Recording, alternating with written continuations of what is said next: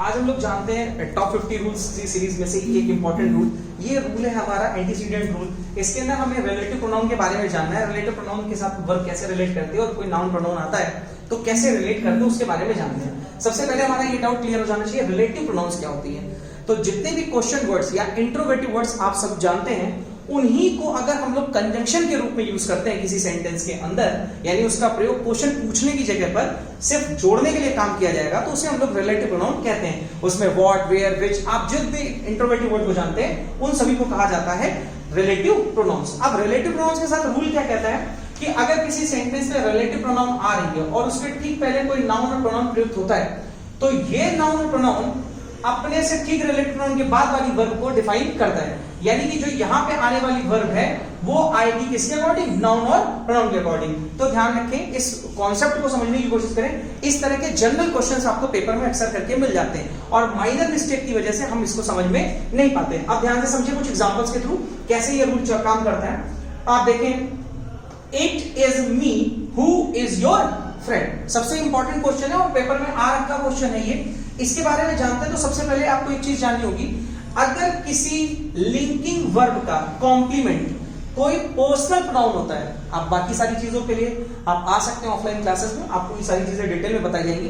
फिलहाल में संक्षिप्त रूप से बताई जा रही चीजें तो जान लें। लिंकिंग वर्ब कौन सी होती है?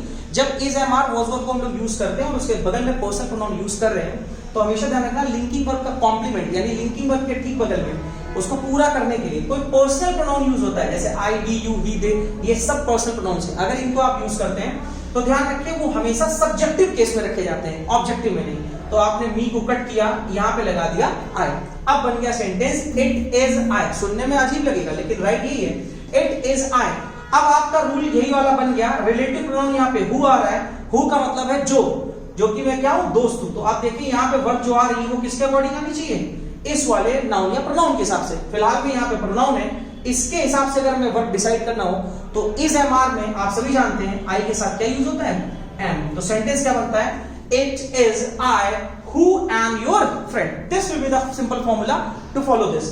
अगला वाक्य देखें, he is the boy who come late. आप देखें यहां पर आप देख रहे हैं नाउन आ रही है क्या, बॉय।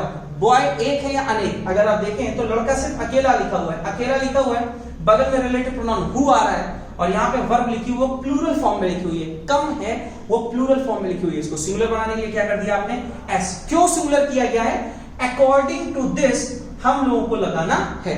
Is it done?